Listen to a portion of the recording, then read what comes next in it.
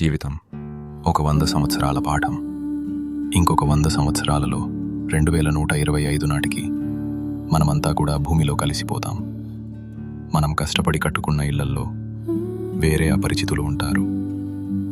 మనం ఈరోజు అమితంగా పట్టుకున్న ప్రతిదీ వారికే చెందుతుంది.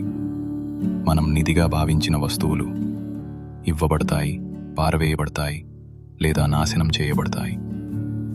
మనం పోయిన తర్వాత కొద్ది కాలం గుర్తుండొచ్చు.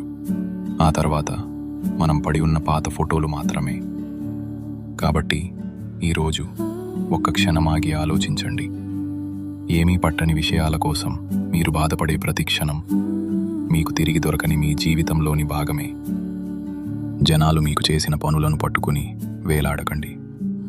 మిమ్మల్ని మోసం చేసినప్పుడు, బాధ పెట్టినప్పుడు, తప్పు చేసినప్పుడు ఆ నొప్పి ఎంత ఉంటుందో నాకు తెలుసు.